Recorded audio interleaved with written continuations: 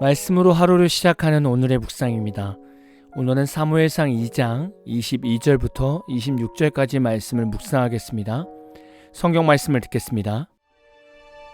엘리가 매우 늙었더니 그의 아들들이 온 이스라엘에게 행한 모든 일과 회막문에서 수종드는 여인들과 동침하였음을 듣고 그들에게 이르되, 너희가 어찌하여 이런 일을 하느냐?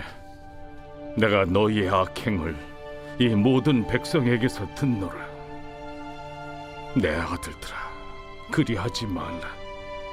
내게 들리는 소문이 좋지 아니하니라. 너희가 여호와의 백성으로 범죄하게 하는도다. 사람이 사람에게 범죄하면 하나님이 심판하시려니와 만일 사람이 여호와께 범죄하면 누가 그를 위하여 간구하겠느냐? 하되 그들이 자기 아버지의 말을 듣지 아니하였으니 이는 여호와께서 그들을 죽이기로 뜻하셨습니다.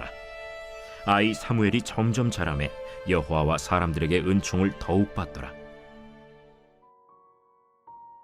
어제는 한나 가정을 보면서 믿음의 가정을 어떻게 세워가야 하는가를 묵상했었습니다. 오늘은 엘리 제사장의 가정을 보면서 이렇게 하면 믿음의 가정을 무너뜨리는 것이구나 라는 교훈을 얻게 될 것입니다. 22절을 보면 엘리의 아들들이 회막문에서 수종드는 여인들과 동침하는 죄를 범했다고 말씀합니다. 이 여인들은 단순한 청소부나 일꾼이 아니라 성소의 규례에 따라 조직적으로 봉사하던 여인들을 가리킵니다. 그러나 거룩한 일을 감당해야 하는 홈리와 비느하스 제사장이 거룩한 일을 봉사하는 조직을 성적 쾌락의 도구로 전락시킨 것입니다. 이는 단순한 도덕적 타락을 넘어 고대 근동의 이방 신전 창기 제도와 유사한 형태가 여호와의 성소에 침투되었음을 시사하는 겁니다.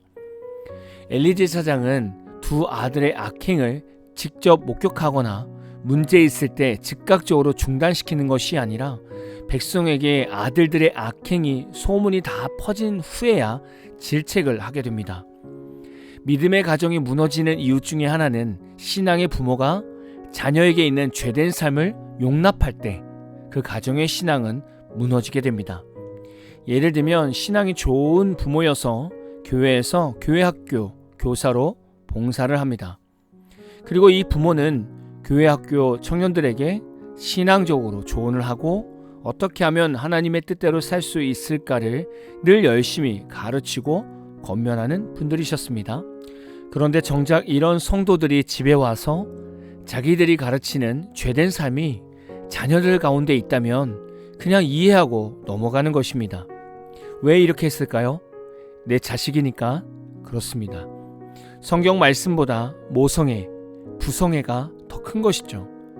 그리고 부모들은 자녀들에게 그저 괜찮아, 나중에 나이 들면 다 교회 가서 열심히 하게 돼 라고 말하면서 이상한 신앙생활을 가르쳐줍니다.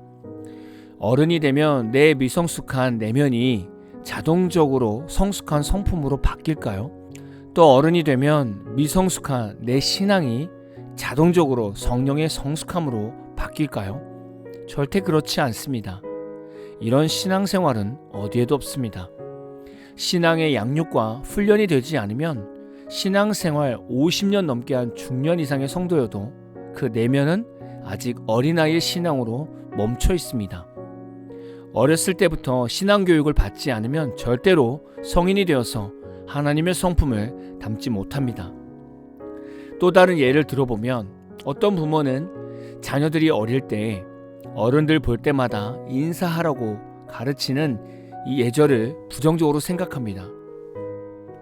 아이들의 성격이 다 다른데 굳이 그들한테 어른들 볼 때마다 인사하라고 가르치면 아이들이 얼마나 스트레스 받겠냐고 하면서 자신들은 자녀들한테 인사 예절을 강요하지 않는다고 말합니다.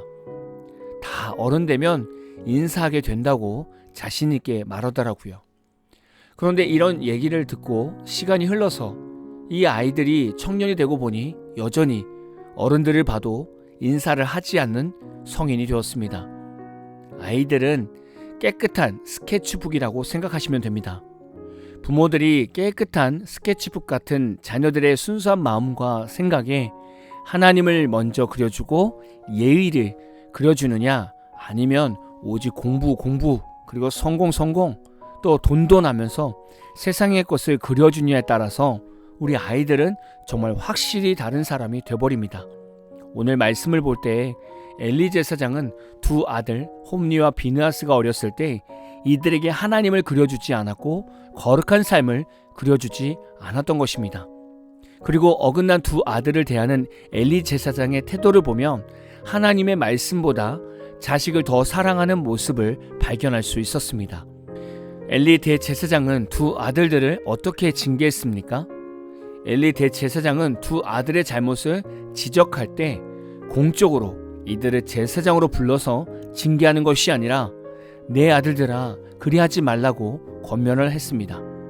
구약의 히브리어에서 금지를 나타내는 표현에는 두 가지가 있습니다. 강력한 금지어, 특히 십계명에서 쓰는 금지어 로가 있고 비교적 부드러운 권고나 간청의 의미의 알이 있습니다. 여러분 같으면 지금 두 아들 제사장들에게 강력한 금지어 로로 조치를 취하시겠습니까? 아니면 부드러운 표현의 알로 권면과 부탁의 금지어를 사용하시겠습니까? 당연히 로라는 강력한 금지어를 써야 합니다. 그러나 여기서 엘리 제사장은 알이라는 부드러운 권면이나 부탁의 단어로 자식에게 말하게 됩니다. 그리고 엘리 대제사장은 두 아들의 행실이 하나님 보실 때 죄임을 먼저 인지하는 것이 아니라 소문이 좋지 않다라는 말을 하면서 죄로 인해 발생하는 평판이나 체면을 더 신경 쓰는 듯한 인상을 주었습니다. 엘리 대제사장은 두 아들의 엄청난 죄를 보면서도 직위해제하거나 징계하지 않고 그냥 부드러운 말로 권면하고 끝났습니다. 엘리 제사장의 권면은 자식에게 어떤 영향을 주었을까요? 25절 후반절에 보면 그들이 자기 아버지의 말을 듣지 아니하였으니 이는 여호와께서 그들을 죽이기로 뜻하셨음이더라. 엘리의 두 아들들은 아버지의 권면을 듣지 않고 무시하게 되었습니다. 그리고 아들들의 이런 태도는 곧 하나님께서 이들을 죽이시겠다는 뜻이 세워졌음을 말씀합니다. 학자들은 이 말씀을 가지고 다양하게 해석을 합니다. 첫 번째로 이 말씀은 하나님의 주권적 작정을 강조하는 것이고 그들이 회개하지 못하는 것은 하나님께서 이미 심판을 확정하셨기 때문이라고 보는 것입니다. 두 번째로는 인간의 지속적인 거부가 결국 하나님의 심판을 초래했다는 인간의 강팍해됨의 논리로 해석합니다. 이들이 듣지 못하는 것은 이미 돌이킬 수 없는 죄의 경계선을 넘었기 때문이라고 보는 것이죠. 이 두 해석 다 아들들에게는 너무나 슬프고 안타까운 결과입니다. 두 아들들은 이제 하나님 앞에서 용서받을 기회가 없는 것입니다. 이 두 아들들이 어떻게 최악의 모습까지 왔습니까? 바로 엘리 대제사장이 안일한 신앙 교육 때문에 그랬습니다. 엘리 대제사장이 그냥 늘 쉽고 편하게 하고 하나님 말씀보다 오직 내 자신만 먼저 생각한 결과가 하나님의 심판을 받는 타락한 아들들로 만들었습니다. 믿음의 가정은 기나긴 시간을 지내면서 세워지지만 반대로 믿음의 가정을 무너뜨린 것은 아주 한순간입니다. 믿음의 부모가 자녀들을 보면서 죄된 삶을 몇 번만 용납해주고 넘어가주고 이해해주면 그 자녀는 믿음의 세대에서 점점 떠나게 됩니다. 이렇게 되면 훗날 자녀들이 자신을 이해해준 부모를 고마워할 수는 있겠지만 하나님을 떠나는 자녀가 될 수 있습니다. 왜냐하면 세상에서 무엇이 죄인 줄을 모르고 성인이 되었기 때문입니다.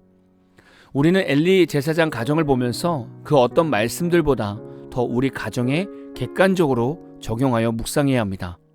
여러분의 가정은 지금 건강하십니까? 여러분은 엘리 제사장의 가정이십니까? 아니면 한나의 가정이십니까? 오늘 말씀을 듣고 마음이 찔리는 부분이 있으시면 오늘이라도 다시 회개하고 돌이키시는 복된 하루가 다 되시기를 진심으로 축복합니다. 오늘 마무리 찬양은 팀룩 워십의 나 주님을 모른다 하여도 라는 찬양입니다. 찬양 후에는 잔잔한 연주곡이 있습니다. 말씀을 생각하면서 기도하는 시간을 가져보십시오.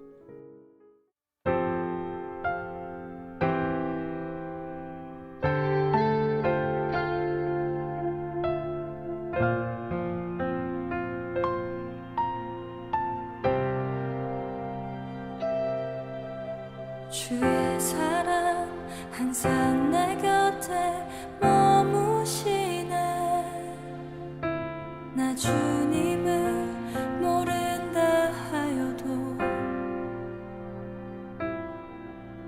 주의 사랑 또 나를 믿어주시네. 나 주님을 모른다 하여도 주의 사랑 항상 내 곁에 머무시네. 나 주님을 모른다 하여도 주의 사랑 또 나를 믿어주시네. 나 주님을 모른다 하여도 고백합니다. 주를 사랑합니다. 온 마음 다하여 주를 사랑합니다. 엎드립니다. 주를 경배합니다. 신실한 그 사랑으로 나를 채워주소서.